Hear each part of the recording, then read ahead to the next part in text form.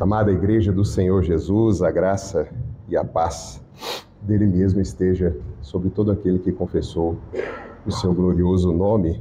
E hoje, partindo para a última porção aí de João 3, onde nós começamos, no capítulo 2, como eu expliquei aqui, a questão de versículos, e capítulos que podem gerar certa confusão em determinados trechos.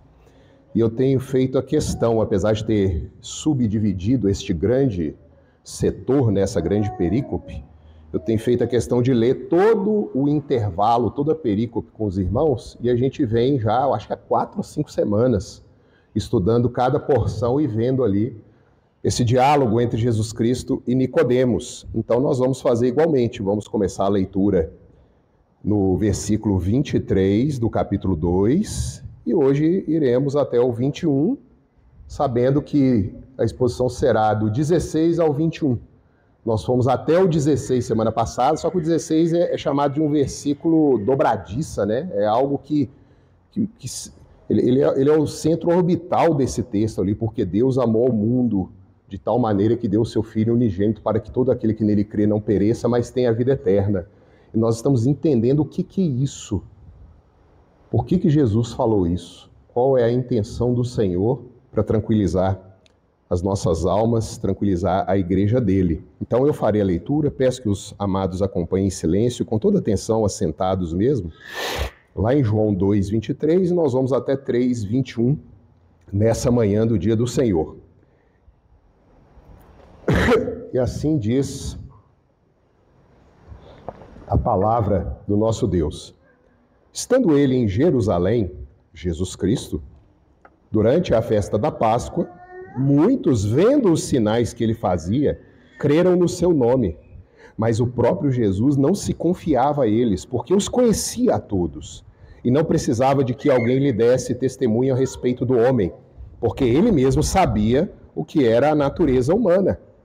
Havia entre os fariseus um homem chamado Nicodemos, um dos principais dos judeus. Este, de noite, foi ter com Jesus e lhe disse: Rabi, sabemos que és mestre vindo da parte de Deus, porque ninguém pode fazer estes sinais que tu fazes se Deus não estiver com ele. A isto respondeu Jesus: em verdade te digo que se alguém não nascer de novo, não pode ver o reino de Deus.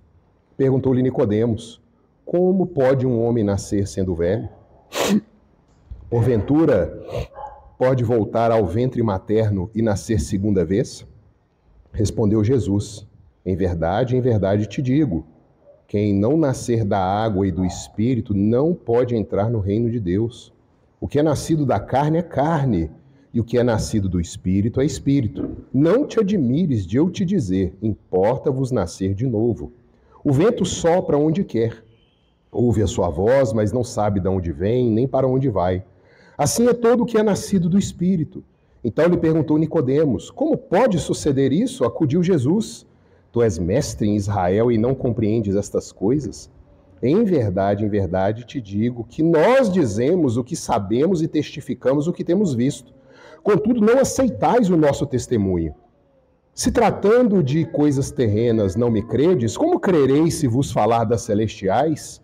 Ora, ninguém subiu ao céu senão aquele que de lá desceu, a saber, o Filho do homem que está no céu. E do modo por que Moisés levantou a serpente no deserto, assim importa que o Filho do homem seja levantado para que todo o que nele crê tenha a vida eterna. Porque Deus amou o mundo de tal maneira que deu o seu Filho unigênito, para que todo o que nele crê não pereça, mas tenha a vida eterna. Porquanto Deus enviou o seu Filho ao mundo, não para que julgasse o mundo, mas para que o mundo fosse salvo por ele. Quem nele crê não é julgado. O que não crê já está julgado, porquanto não crê no nome do unigênito Filho de Deus. O julgamento é este, que a luz veio ao mundo e os homens amaram mais as trevas do que a luz, porque as suas obras eram más. Pois todo aquele que pratica o mal aborrece a luz.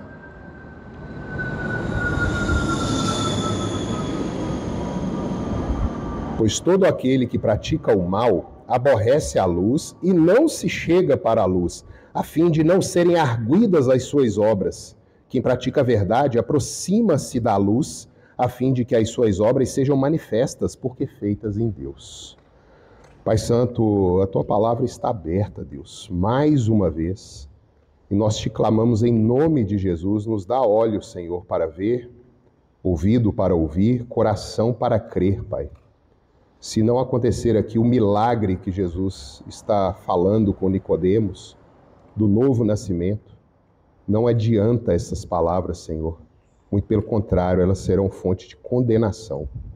Tem misericórdia de cada um que adentrou a este ambiente. Por favor, Pai, é a tua igreja que está reunida e te clamando que nos traga essa porção hoje pela manhã. Em nome de Jesus. Amém. Queridos, o grande estabelecimento da Reforma Protestante foi reavivar o ensino de que a revelação de Deus está contida nas Escrituras. Extra Bíblia, não existe revelação salvífica do Senhor. Nós temos estudado aqui, nas EBDs, nos nossos encontros, e vimos que Deus se revela de diversas maneiras. Da natureza, a luz que há em nós como seres humanos, na Escritura e especialmente na Escritura pelo Espírito Santo para produzir vida. A Escritura sem o Espírito Santo ela promove condenação. E a Reforma Protestante trouxe exatamente que não há revelação de Deus fora das Escrituras para salvar o homem e que todo o povo é livre para examinar as Escrituras em sua língua vulgar. Isso é algo que a gente muitas vezes esquece que os reformadores colocaram, e a alfabetização europeia começou no momento da Reforma Protestante. 93% da população era analfabeta. E as igrejas protestantes que foram nascendo veio trazer também o ensino da leitura, a tradução das Escrituras para a língua vulgar daquela nação. Livre exame, queridos, não é livre interpretação. Os romanos nos acusam disso, que a Reforma Protestante veio trazer a livre interpretação de forma alguma. O texto ele tem um contexto, ele tem uma intenção, a gente consegue analisar o que está sendo dito ali com os componentes que a própria Escritura nos dá. Santo Agostinho já defendia isso lá no século IV, quando ele diz que a Sagrada Escritura é intérprete de si mesma. Nada de fora pode vir tentar clarear algum texto obscuro. Mas nós podemos localizar na Escritura textos mais claros que clareiam um texto difícil que a gente possa estar lendo. E nós estamos aqui debruçados nesse trecho de João, que se iniciou lá em 2:23 e que termina hoje, se Deus quiser, em 3:21. E já há algumas semanas, fazendo um resumo aqui, a gente tem visto que durante essas exposições podemos concluir textualmente, está na Escritura, que Jesus não confia em nós, pois ele conhece a natureza humana caída. O início das pregações, lá no versículo 23 de 2, mostra isso. A gente trabalhou até os paralelos, dele falar que o povo via os sinais e vinha até Cristo. O início do capítulo 3 é isso, é Nicodemos até declarando: Senhor, ninguém pode fazer isso, se da parte de Deus não for. Os sinais chamaram a atenção de Nicodemos, como chamou do restante. E no capítulo 2, no final, nos é dito que mas Jesus não se confiava a eles, porque Jesus sabia o que era a natureza humana. E é o que Jesus fala com Nicodemos: Nicodemos, se não for nascido do alto, e nós debatemos isso aqui, uma grande sessão de uma pregação, que a tradução exata do que Jesus está dizendo ali usa a voz passiva, e não é nascer de novo na voz ativa, é se você não for nascido do alto, não tem jeito, você não pode ver o reino de Deus. Jesus não confia em nós, queridos. Muitos que seguem Jesus o fazem em busca de sinais e milagres, dentro do assunto que a gente viu. A salvação é um milagre operado no homem, de fora para dentro. É necessário ser nascido do alto, somente o Espírito Santo pode fazer um crente nascer. Assim, Jesus usa uma ilustração do parto, da gravidez. A gente tem aqui a Larissa grávida, a Maria grávida. Temos aí a visita do Thomas hoje, Tomás ou Thomas? Tomás. Thomas é da Gabriela e do Tiago. E as crianças que estão aqui, Robert e Isabel também com seus filhos, Mateus, os demais, meus netinhos, ninguém escolhe nascer. Por isso que Jesus vai exatamente aonde ele queria, a ilustração, o símbolo de um parto. Ninguém escolhe nascer, você é feito, você é gerado. E Jesus fala isso com Nicodemos, importa ser nascido do alto. E para acontecer esse milagre, queridos, nós vimos aqui que, assim como os judeus olharam para uma serpente levantada por Moisés, para que o veneno das picadas não os matassem, assim qualquer um, incluindo os judeus, tanto que o título da pregação semana passada é que Jesus é salvador, inclusive dos judeus. Hoje nós temos um antissemitismo muito presente, né, no nosso meio, como se os judeus tivessem sido expulsos da aliança e agora é só os gentios. Há pensamentos assim em determinadas igrejas, mas não, queridos. Moisés levanta a serpente, as pessoas que eram inoculadas com o veneno miravam aquela serpente levantada e eram curadas pela fé. Elas criam que Deus as curaria se elas mirassem, se elas seguissem a ordem de Moisés. E Jesus fala que assim como foi feito com aqueles hebreus, agora ele seria levantado ao mundo, para que, vendo a desgraça do veneno do nosso pecado em Cristo sendo inoculado, nós pudéssemos ser salvos. Foi a pregação da semana passada.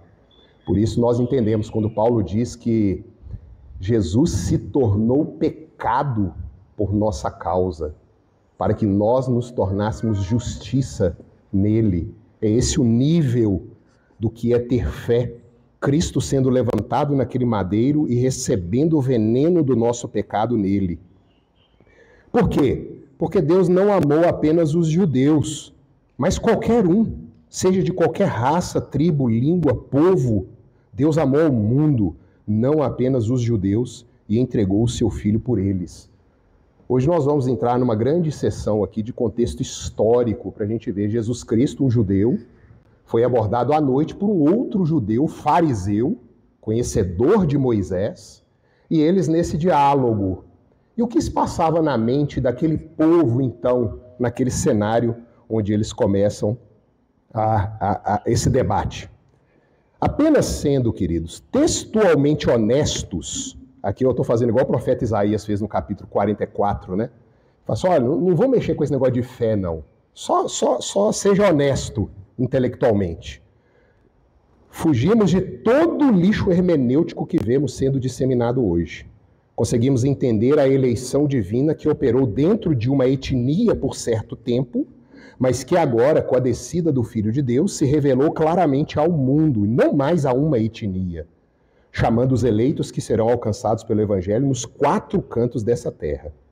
A leitura honesta e abençoada pelo Espírito Santo nos revela nos Evangelhos que judeu não é povo exclusivo e nos livra desse exclusivismo judaico, que nós vamos ver aqui hoje, que circulava naquela época, e nos livra também do universalismo moderno. Tá tudo bem, tá tudo em paz, Deus amou o mundo e acabou. Pode quebrar o pau aí que nós estamos todos salvos. Não é assim. Não é assim. Apocalipse 22, 18 e 19, já alertando aqui no início dessa pregação, diz assim: Eu, a todo aquele que ouve as palavras da profecia deste livro, testifico que, se alguém lhes fizer qualquer acréscimo, Deus lhe acrescentará os flagelos escritos neste livro. E se alguém tirar qualquer coisa das palavras do livro desta profecia, Deus tirará a sua parte da árvore da vida, da cidade santa e das coisas que se acham escritas neste livro. Queridos, com esse espírito de honestidade intelectual, em atitude de oração ao Senhor, nós vamos partir agora para o trecho final desta perícope e eu proponho aos irmãos que aprendamos hoje que existe um tribunal. Nós vamos ver essa palavra julgamento muitas vezes repetida nessa parte. Existe um tribunal estabelecido e apenas os que creem no Filho de Deus, tanto judeus como gentios, não são condenados. Existe um tribunal estabelecido e apenas os que creem no nome do Filho de Deus, tanto judeus quanto gentios, não são condenados. Em primeiro lugar, nós vamos dividir esse texto em 2 partes. Em primeiro lugar, os versículos 16 a 18. a esperança messiânica judaica foi destruída com a vinda do Filho de Deus. Os judeus, eles se arrogavam algo superior ao resto. Cristo põe os pés nessa terra e é por isso que eles queriam matá-lo. Cristo destruiu qualquer tipo de esperança messiânica judaica exclusiva que eles tinham. Vamos fazer uma leitura novamente? 16 a 18, a uma voz, por favor.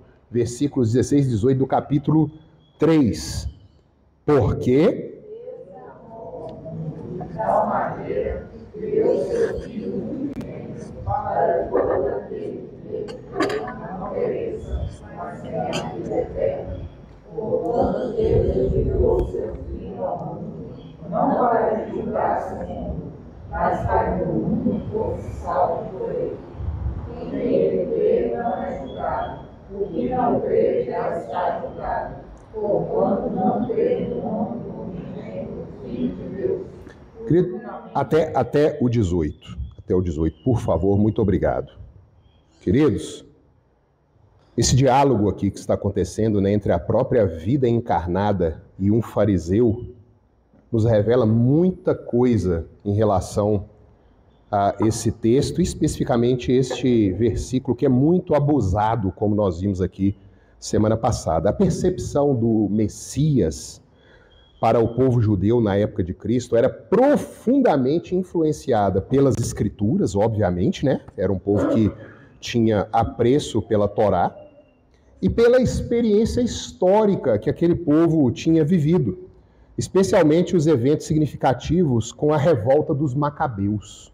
Isso acontecido ali 2 séculos antes da vinda de Cristo. Os judeus esperavam a vinda de um Messias, o ungido, né, em hebraico, Machia, que restauraria Israel, traria liberdade, justiça e paz e estabeleceria o reino de Deus nessa terra.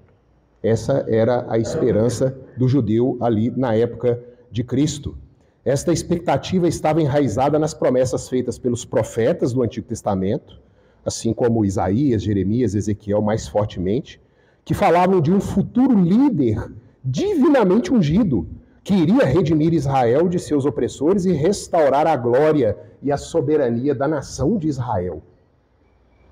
A gente lê Isaías falando do nascimento do menino que teria em seus ombros o governo do mundo. Nós vemos Ezequiel também dizendo do ungido de Deus que viria a este mundo para salvar Israel. A experiência vivida anos antes, no período de Macabeus, né, 2 séculos antes, 180, 160 a.C., teve um impacto significativo nessa percepção. Para quem não conhece, né, Macabeus, eu estou falando Macabeus, nós vamos dar um panorama histórico breve aqui. Os Macabeus lideraram uma bem-sucedida revolta judaica contra o Império Seleucida, que era o Império Grego na época, que havia imposto práticas helenísticas. A revolta dos Macabeus foi desencadeada por uma série de políticas opressivas impostas pelo rei Seleucida Antíoco IV Epifânio, que visavam helenizar forçosamente os judeus e erradicar a prática do judaísmo. O Império Grego, especialmente por causa de Alexandre o Grande, eles tinham esse hábito. Eles iam dominando os povos, expatriando, assim como outros impérios, mas muito mais forte no Império Grego, expatriavam o povo e introduziam a cultura deles no meio daquele povo. E de forma forçada, eles entravam com aquela cultura ali. O evento específico que muitas vezes é citado como estopim para a revolta aconteceu em 167 a.C., quando Antíoco emitiu decretos proibindo a prática de rituais judaicos essenciais, como a circuncisão, a observância do sábado e as festas judaicas, além de ordenar a profanação do Templo de Jerusalém pela instalação de uma estátua de Zeus, interpretada como a abominação da desolação, no altar e a realização de sacrifícios de animais impuros contrários à lei judaica. É registrado que Antíoco Epifânio mandou sacrificar um porco dentro do santíssimo lugar onde ficava a Arca da Aliança. Vocês imaginam o nível de profanação.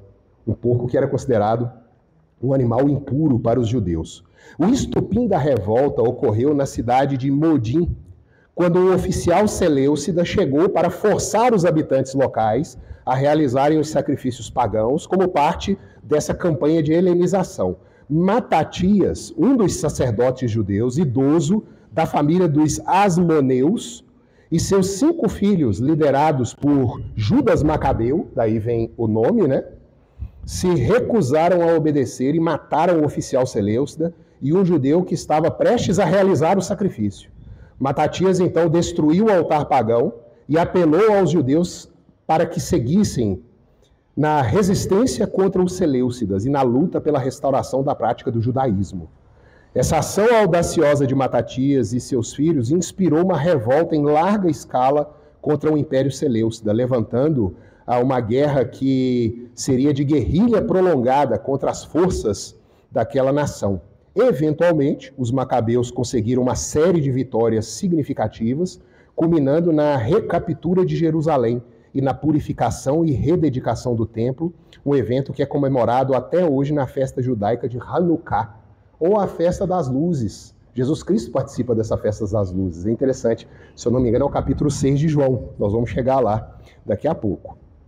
Assim, preste atenção, tendo esse panorama histórico, no contexto da época de Cristo, muitos judeus esperavam um Messias semelhante aos líderes macabeus, um líder político e militar que libertaria Israel do jugo romano e restauraria o reino davídico. A ocupação romana era vista como mais uma opressão a ser superada pela intervenção divina através de um Messias esperado.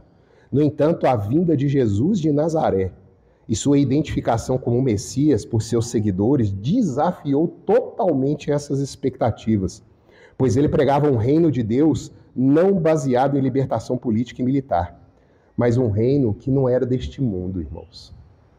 A percepção judaica estava segura nesta terra. Eles compreenderam corretamente que haveria um libertador, haveria um reino, uma pessoa seria levantada da casa de Davi e tudo, mas eles estavam aguardando o aqui e agora. Eles não viam ainda o fim, eles não conseguiram olhar para Jerusalém do alto. Por isso vem agora a explicação de Jesus, logo após informar que Javé não ama apenas os judeus, falando com Nicodemos, mas qualquer um de qualquer lugar do mundo. Versículo 17, queridos. Porquanto Deus enviou o seu Filho ao mundo, não para que julgasse o mundo, mas para que o mundo fosse salvo por ele.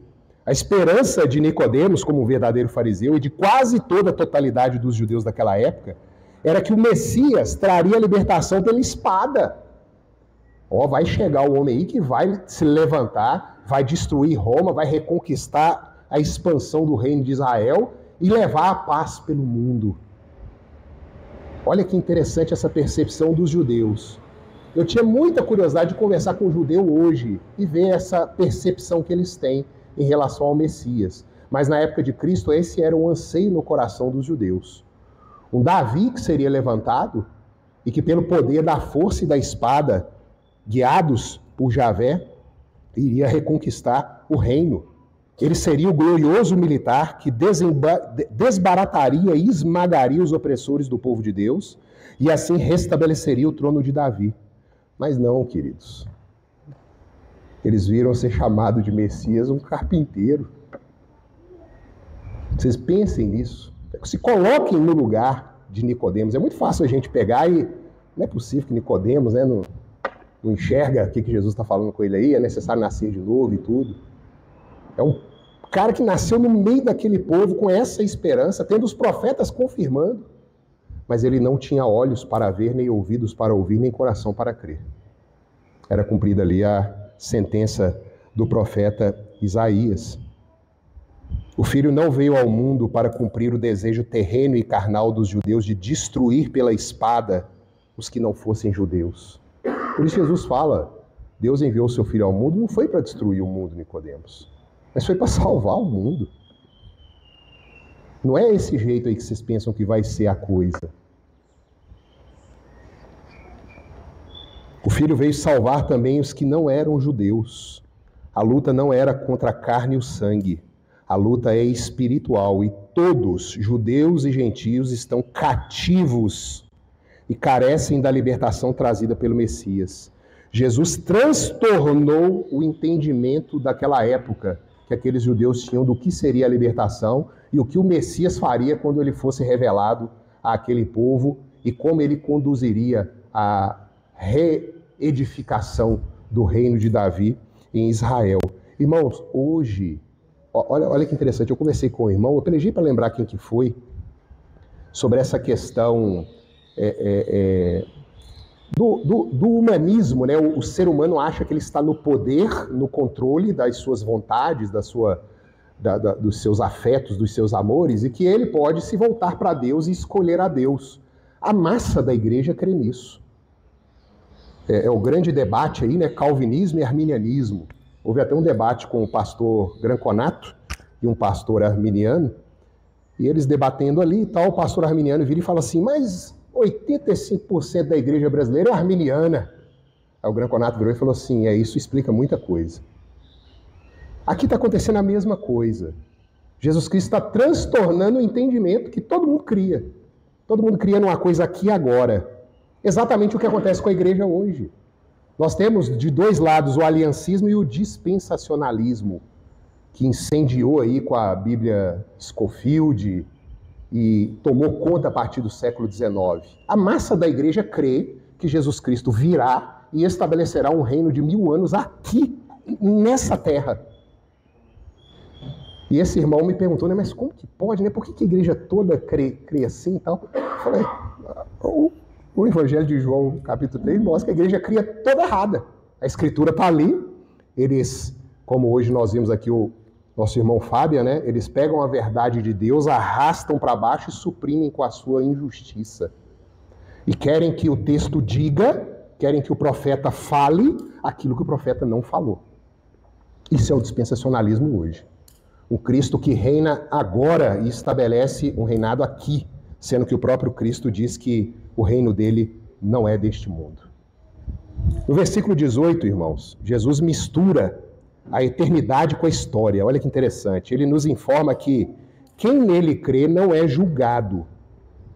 Haverá uma sucessão temporal e os eleitos que vão sendo resgatados pela mensagem do Evangelho vão chamando outros a participarem dessa mesma glória da salvação e assim serem considerados justos diante de Deus. Essa é a história da libertação do povo. Nós estamos aqui convocando pessoas perdidas no mundo a participarem desse êxodo. Nós estamos no êxodo rumo a Jerusalém do alto.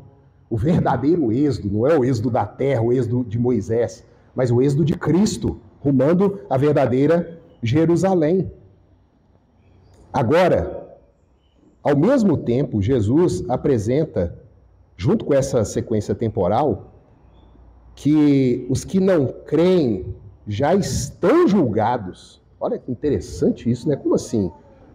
Os que creem não entram em condenação ou julgamento, a palavra krino aqui no grego pode ser traduzida pelos dois, mas os que não creem, ele sabe os que são dele, como Paulo diz, que o Senhor conhece os que lhe pertencem, já estão, eles vão ter a possibilidade de mudar essa situação. Nós não temos conhecimento, não nos foi dado os olhos do Espírito Santo para saber quem é salvo e quem não é.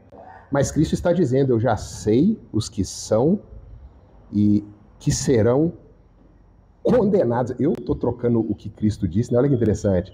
Já estão condenados, não estarão, eles já se encontram, porque ele sabe, ele conhece os que são deles. Não existe história para o réprobo, somente o aguardo do grande dia da volta de Cristo. Eleitos que estão sendo resgatados pelos séculos, que já foram e que ainda virão, e réprobos que já têm a sua condenação decretada imutavelmente. Deus nos dá informações profundas dos seus oráculos que são eternos, para inclusive despertar os eleitos. Pessoas que ainda não entenderam a mensagem, não foram iluminadas pelo Espírito Santo e receberam um novo coração, como nós vemos aqui, não foram nascidas do alto, mas que pela operação da palavra e do Espírito, ouvindo as ameaças, elas são chamadas aos pés da cruz e não a confiar na sua autojustiça. O eleito observará esta verdade e tremerá em seu ser de pavor pela possibilidade de ser um não eleito e assim correrá para os pés da cruz. Mas o réprobo, o não eleito, não se preocupará.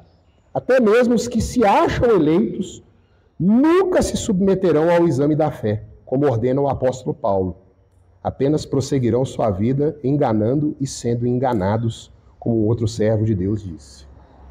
Então, irmãos, entendam, Jesus está falando para um judeu que a esperança de um levante militar judaico e um florescimento judaico no mundo por meio de conquistas e expansão do seu território é falso. E que, pelo contrário, o Israel de Deus, ele é espiritual. E que agora até os que não eram povo estão sendo chamados povos de Deus. Como disse o profeta Oséias e Paulo repete lá em Romanos. E outros profetas também haviam profetizado. Quem crê nessa mensagem é salvo, Nicodemos. Quem não crê está condenado. Jesus não veio destruir esse mundo. Jesus veio salvar esse mundo. E os judeus fazem parte desse mundo também. Em segundo lugar, queridos, versículos 19 até 21, a fé é o que nos aproxima da luz, mesmo ainda tendo obras más. É só pela fé para nos achegarmos à luz, mesmo ainda em muita fraqueza, em mazelas, sabedores disso, nós humildemente chegamos até Deus, sabendo que a nossa justiça não provém de nós. Vamos ler a uma voz, versículos 19 a 21, por favor? Versículos 19 até o 21. O julgamento...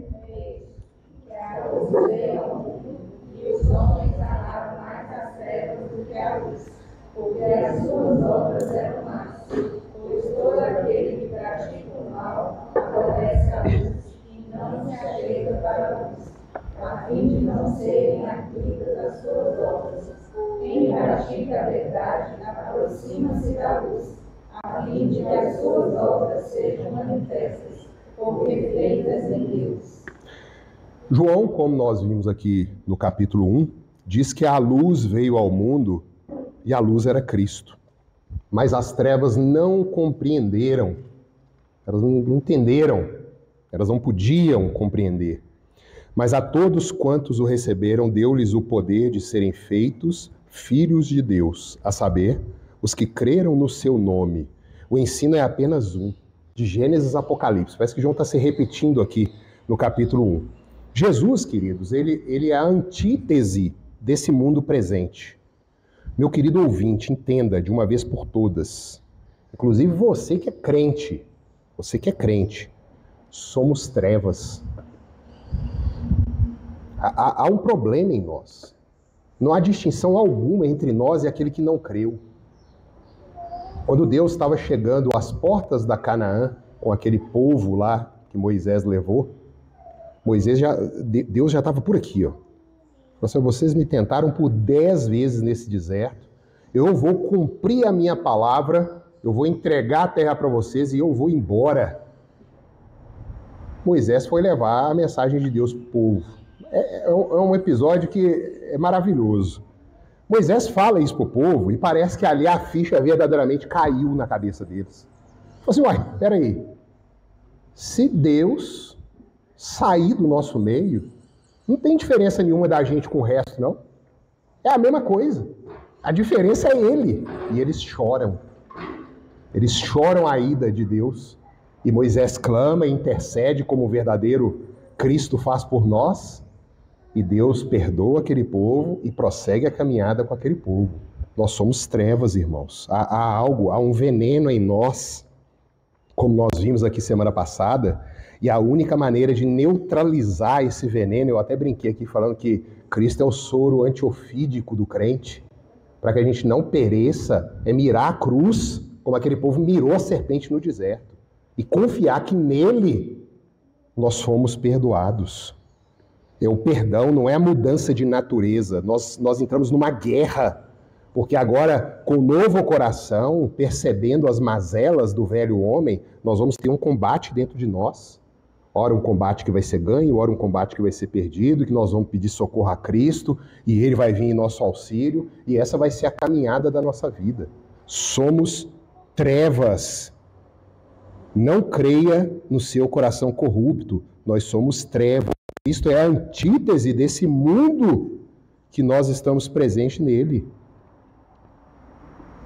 O que nos diferencia não é nada em nós, não é a nossa bondade, não é estarmos aqui como igreja, não é o nosso dízimo, não é o nosso canto, nada. O que diferencia é a fé naquele que foi levantado para o mundo, Jesus Cristo.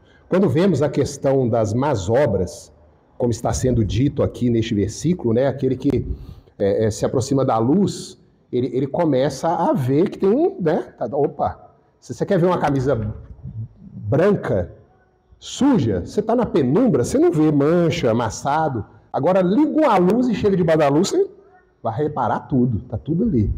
Assim é a vida do crente. Ele vai começar a ver as mazelas dele. E ele pode permanecer naquela luz, se corrigir, se santificar. Ou então não. Ele abraça as suas más obras, que são essas máculas, essas manchas, e volta para a penumbra.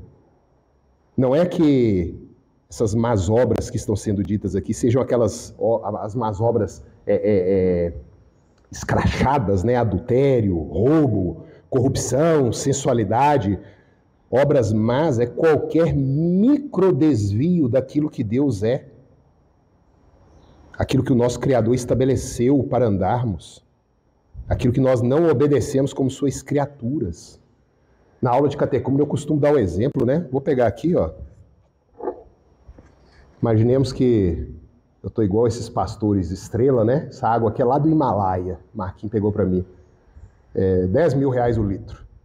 Aqui é a água mais pura que a gente pode comprar. E eu estou bebendo dela aqui. Garanto que cada um ia querer dar uma golada numa água de R$10 mil o litro. Queridos, obviamente que eu estou levando aqui ao ar de absurdo, né? Mas imaginemos que ontem alguém tenha ido aí numa luta de UFC, espero que ninguém tenha ido, né? Ou num box, aí tem lá no canto do ringue aquele baldinho onde o lutador senta nos intervalos e cospe naquilo ali. Ele tá todo suado, cheio de sangue e saliva e que a tranqueirada toda e cospe naquele negócio ali, o técnico vem, seca ele e vai juntando aquele troço ali no balde. Pega uma microgota daquilo, põe nessa água aqui. Você vai beber dessa água? Você não vai. Eu falei, mas é tão mínimo, é só uma gotinha. Eu falei, não, eu não quero mais dessa água. Só que a gente quer que Deus aceite a gente. É só um pouquinho que eu sou pecador. Queridos, não há tolerância. Não há. Se nós, sendo humanos, já rejeitamos algo contaminado de forma tão sutil, tão suave, vocês já imaginaram o Criador desse mundo nos aceitando impuros, pecadores, violadores da sua lei, atrevidos, arrogantes, estabelecendo critérios para se viver?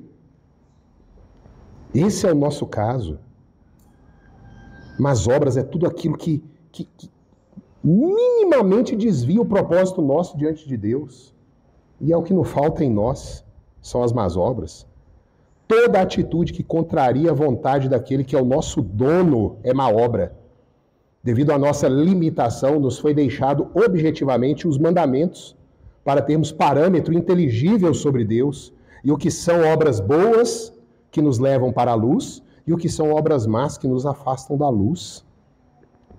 Como seres morais e responsáveis, aquele que nos fez, que é Deus, e a quem nós pertencemos, nos ordena que entre aspas, conhecer e reconhecer Deus como o único e verdadeiro Deus e nosso Deus, é nossa obrigação, irmãos. Adorá-lo, glorificá-lo como tal, pensar e meditar nele, lembrarmos-nos dele, altamente apreciá-lo, honrá-lo, adorá-lo, escolhê-lo, amá-lo, desejá-lo, temê-lo, crer nele, confiar nele, esperar nele, deleitar-se nele, regozijar-se nele, ter zelo por ele, invocá-lo, dando-lhe todo louvor e agradecimentos, prestar-lhe toda a obediência e submissão do homem inteiro, ter cuidado de o agradar em tudo e tristeza quando ele é ofendido em qualquer coisa, andar humildemente com ele. O só imaginar, queridos, presta atenção, só imaginar que esse Deus aí está exigindo demais, já mostra a mazela que passa na nossa mente. Queridos, existem, o seu Zé Domingos está aqui conosco, plantas que só sobrevivem se elas se utilizam de outras plantas para poder extrair ali os seus nutrientes, para poder continuar a sua vida. Eu costumo falar assim como o peixe, né, foi feito para ficar dentro da água. Para nós é tão óbvio, né? Tira o peixe da água, ele morre. Essas árvores que estão plantadas, tirem essa árvore da terra, elas vão secar. Assim, Deus não está sendo nenhum Deus caprichoso aqui, e fala assim, não, porque vocês são obrigados a me adorar. Não, Deus não tem necessidade disso, não. É a nossa constituição.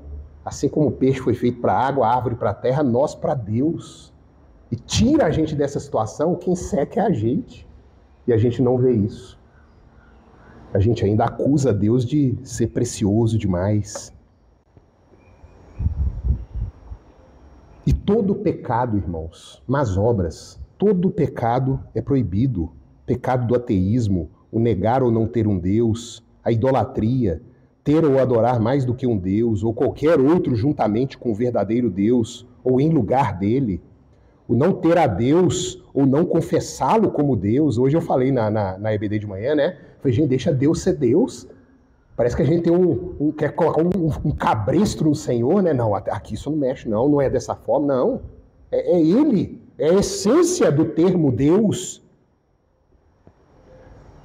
Não tê-lo e não confessá-lo como Deus e nosso Deus, a omissão ou negligência de qualquer coisa devida a Deus, a ignorância, o esquecimento, as más concepções, as falsas opiniões, os pensamentos indignos e ímpios quanto a Ele, o pesquisar audaz e curiosamente os seus segredos, toda impiedade, todo ódio de Deus, egoísmo, espírito interesseiro, toda a aplicação desordenada e imoderada dos nossos entendimentos, vontades, afetos e outras coisas, e o desvio destes do próprio Deus, em tudo ou em parte, a vã credulidade, a incredulidade, a heresia, as crenças errôneas, a desconfiança, o desespero, a resistência obstinada e a insensibilidade sob os juízos de Deus, a dureza de coração, a soberba, a presunção, a segurança carnal, o tentar a Deus, o uso dos meios ilícitos para resolver problemas, a confiança nos lícitos,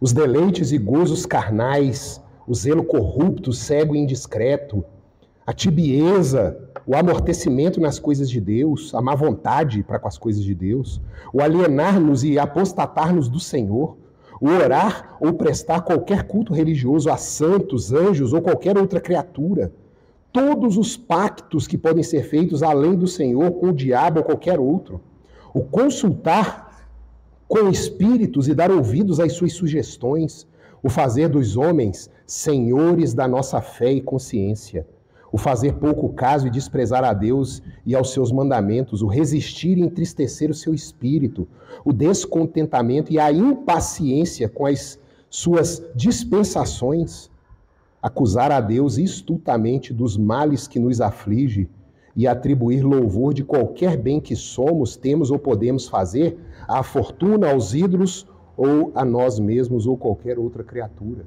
Vocês estão vendo aqui o que são as más obras que nos desviam da luz? E a gente achando aqui que é meramente adulterar, não roubar. Não, eu sou até bom porque eu pago meus impostos, eu sou correto.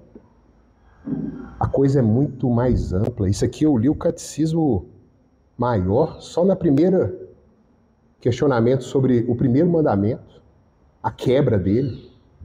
Só do primeiro mandamento.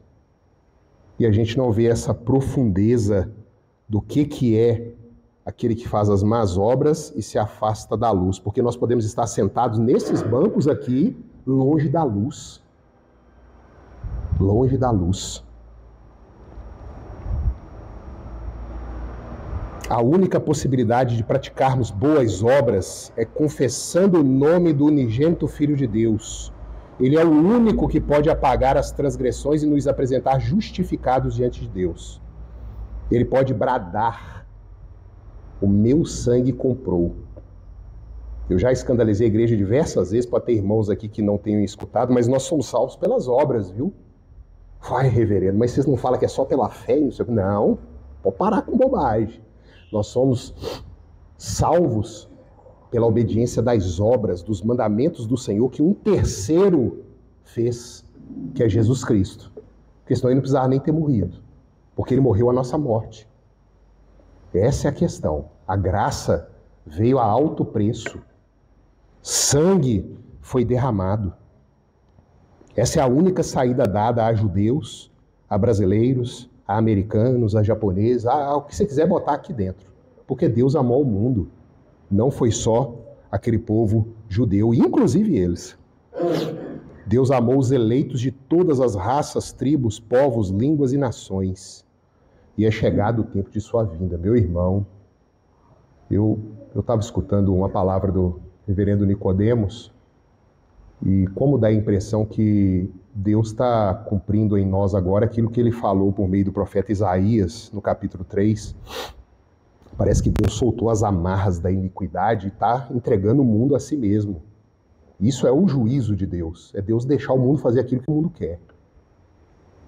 E em Isaías 3 é dito que chegaria um momento em que Deus tiraria o rei, o governante honesto, o sábio, tiraria os que tivessem talento, daria meninos e mulheres para governar o povo dele, como maldição.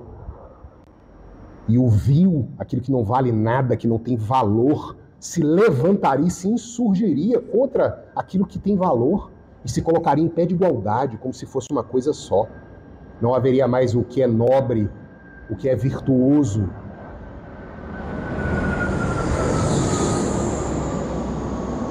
Nós temos visto que Cristo disse que na iminência da sua volta, ele até duvidaria se haveria amor nessa terra. E amor a gente encontra dentro da igreja. Por mais imperfeita e pobre que a igreja possa ser de espírito, o verdadeiro amor de Deus, que é a obediência à palavra dele, se encontra aqui dentro.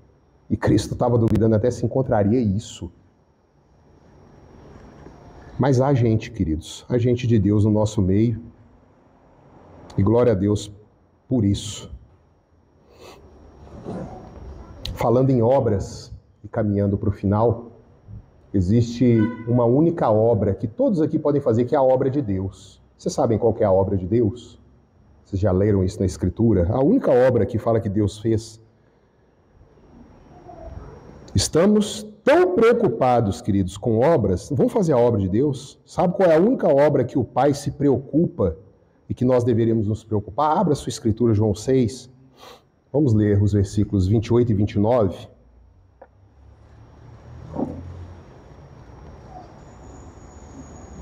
João 6.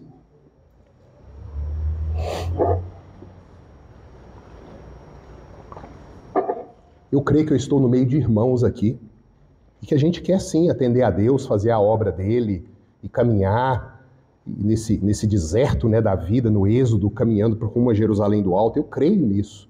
Mas acerte a sua percepção. Qual que é a obra que Deus quer de você? João 6, 28 e 29. Vamos a uma voz? Dirigiram-se.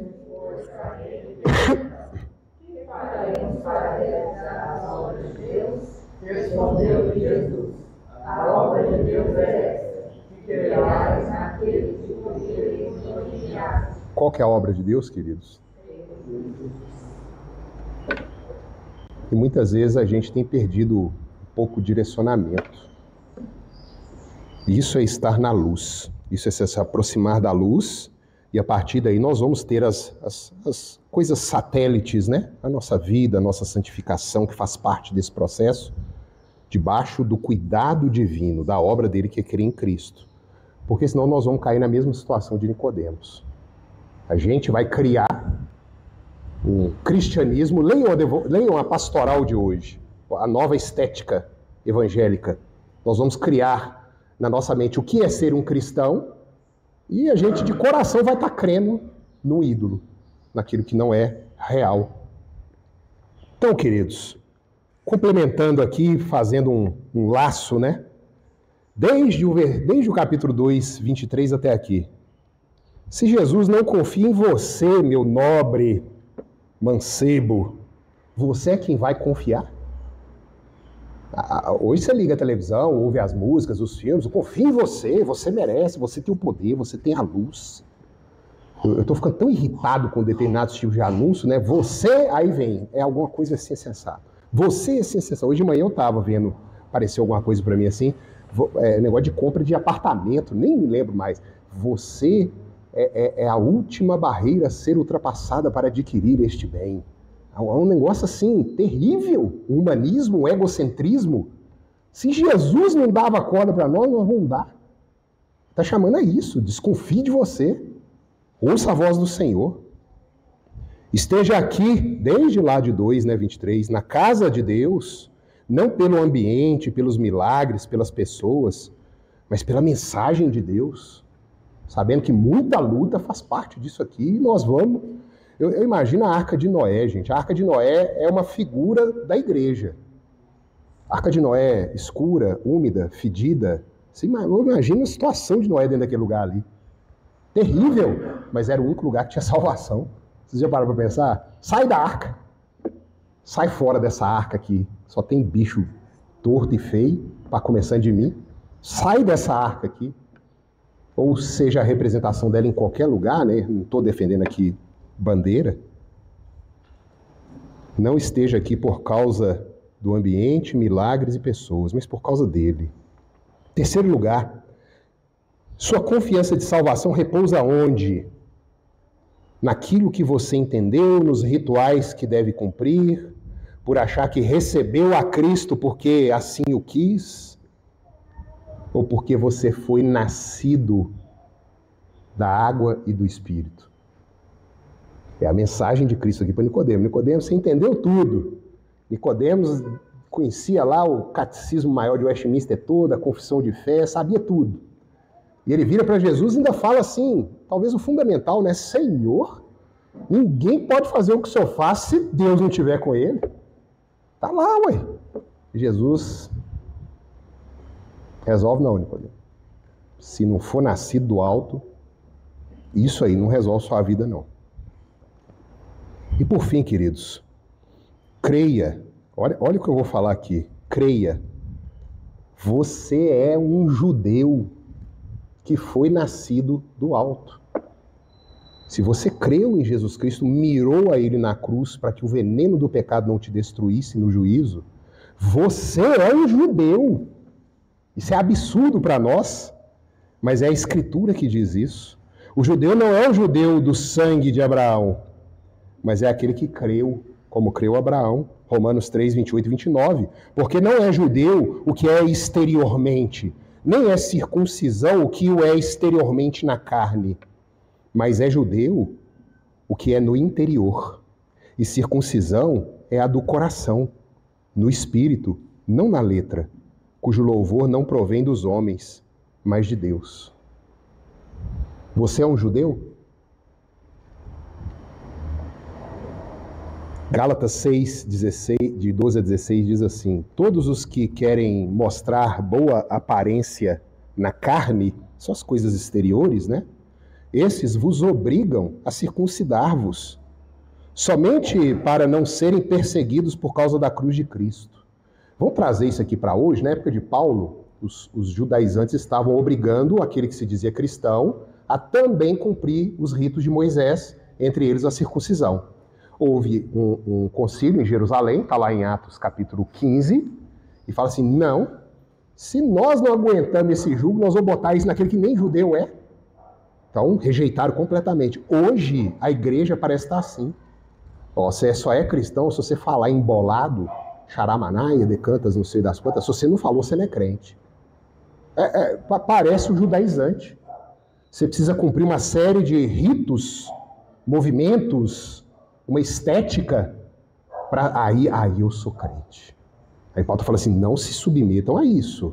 Nós acabamos de crer, é pecado colocar sua consciência à disposição de outro homem. Porque nem ainda esses mesmos que se circuncidam, guardam a lei, foi esses aí que se dizem os profetas da modernidade, que falam em línguas, que recebem revelação, nem eles dão conta disso. Mas querem que vocês, aqui na palavra de Paulo, né, vos circuncidem. para se gloriarem na vossa carne. Mas longe esteja de mim gloriar-me, a não ser na cruz do nosso Senhor Jesus Cristo, pela qual o mundo está crucificado para mim e eu para o mundo. Porque em Cristo Jesus nem a circuncisão nem a incircuncisão tem virtude alguma, mas sim o ser nova criatura. E a todos quantos andarem conforme esta regra, ó, você vê, você está andando conforme esta regra que foi estabelecida aqui, não vos submetais à estética evangélica nenhuma. É a cruz de Cristo que é o centro. Nós acabamos de ler em João. Mire na cruz de Cristo. A todos quantos andarem conforme essa regra, paz e misericórdia sobre eles e sobre todo o Israel de Deus. Nós somos o Israel de Deus. Os que verdadeiramente creram e fazem parte deste mundo que Deus amou. Sou brasileiro, não sou judeu. Deus me amou. Qualquer outra raça, qualquer outra tribo, qualquer outra nação.